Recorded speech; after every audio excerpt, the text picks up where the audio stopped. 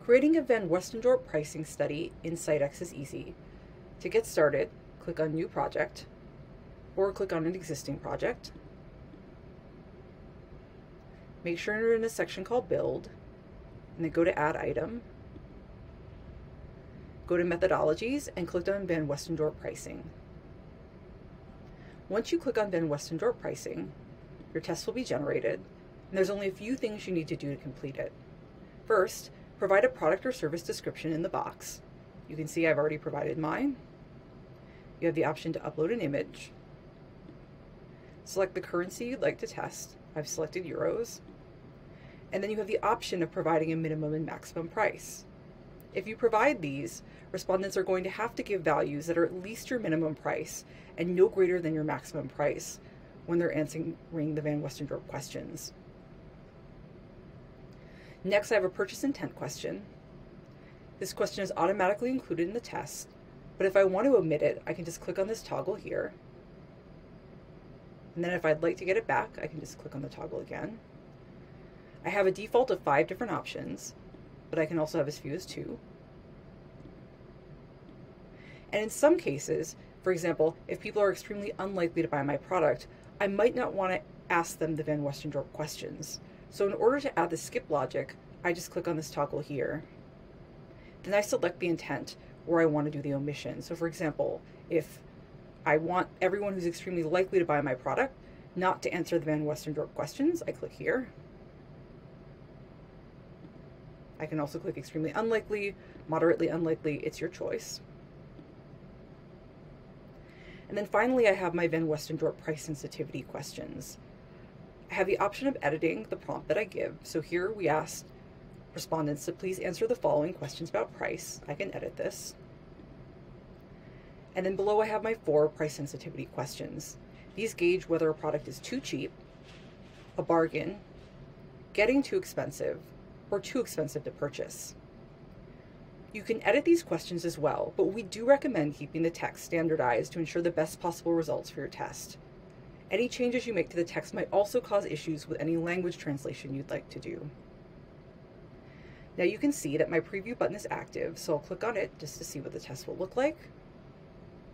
You can see I'm starting with my product description. I then have my purchase intent question. And then I have my Van Westendorp pricing questions.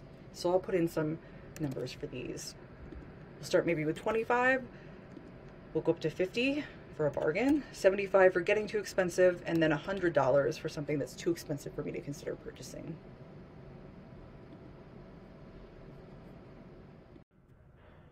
Now let's say I've launched my survey and I want to see the results.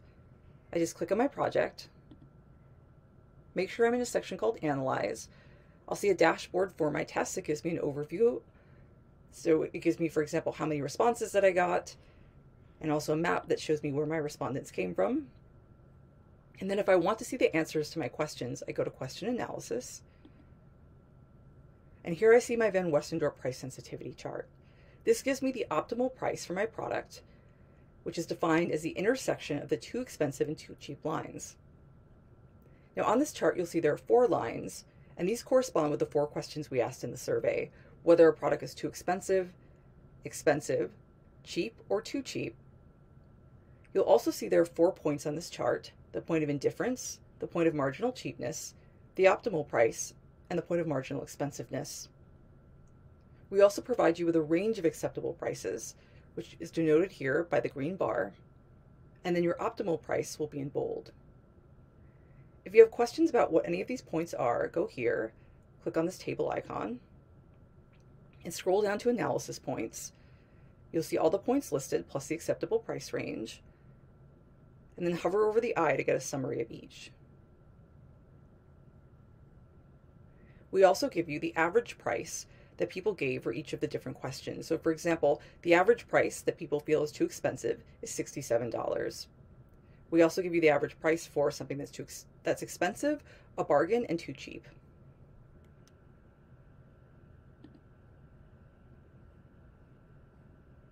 Down below, you'll see the purchase intent question, and this is shown as a bar chart by default, but you can view it in several other ways.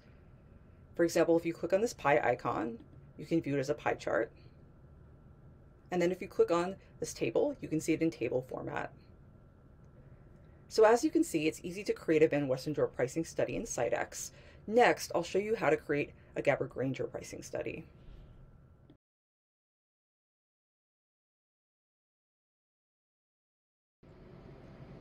Launching a Gabor-Granger pricing study in SightX is also simple. To get started, click on your project, make sure you're in the Build section, go to Add Item, go to Methodologies, and then select Gabor-Granger Pricing. After you click on Gabor-Granger Pricing, your test will appear. And just like Van Westendorp, there's only a few things you need to do to complete the test. First, provide a product or service description. You can see I've entered mine already. You have the option to upload an image. Pick the currency you'd like to test. I pick Canadian dollars. And then put in a minimum and a maximum price. These are required for Gabor-Granger because we use these to generate your test questions. So as you can see, I put in 25 Canadian dollars as my minimum price, and I have a maximum of 100. I have an optional purchase intent question. To omit it, click on this toggle. I can also change the number of options. For example, I can have as few as 2 and as many as 5. I can also change the text. And then if I want to skip asking the Gabor-Granger questions to people who select a certain option, I just click on this toggle here. So here I'll click it off. And then just make sure it's green if you want to do the skip logic. Then finally, I have my Gabor-Granger price questions. You'll see here that this is the question that we're going to ask everyone. You can edit it. Just click on the pencil. And so you can change this text, but just make sure you have this price tag here. What we do is we take the price levels that your test has and we put them into this price tag here. If you accidentally delete it while you're editing, just click on price tag here to add it back. So make sure you have this. When respondents are asked the pricing questions, they're going to answer either yes or no. So you can edit these options and change what they see, but just know that these choices correspond with yes and no as options. Then, select the number of price levels you want to test. You can have as few as 3 and as many as 15. And if you're not sure, we recommend 9 as a good default. When you've selected the number of price levels, click on Generate Price Levels. And in this case, you'll see 9 options with different prices. They're all evenly spaced apart. You'll see my minimum price of 25 and my maximum price of 100. I can add additional prices if I'd like, and then I can sort them by their value.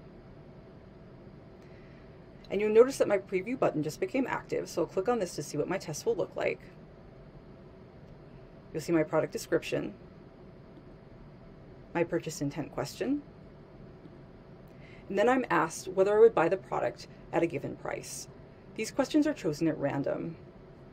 So I'll say yes, I would buy it for $25. And you can see now the price has increased. I'll say yes again, and again.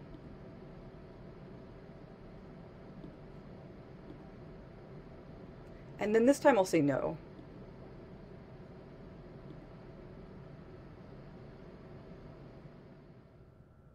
Now let's say I've launched my study and I want to view the results. To do that, I just click on my project. Again, make sure I'm in Analyze. You'll see your dashboard. Go to Question Analysis. And here you have your Gabor-Granger pricing chart. This chart provides insights into the revenue maximizing price point and the demand elasticity for a product or service. On this chart, you'll see both the demand curve and the expected revenue curve, as well as a band for elasticity. Now, if I go down here, I can see maximum predicted revenue, and by default, the number here is the number of survey respondents that you had. However, you may have way more customers than that. Let's say I have 1,000 customers.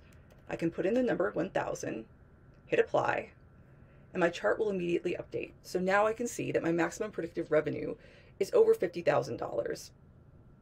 My revenue maximizing price is 85 Canadian dollars, and my product is inelastic. If I click on this icon here, I'll see a table, and this just shows me how people answered the questions. So for example, everyone would buy this product at $10. But as you can see, As this goes up, the numbers change.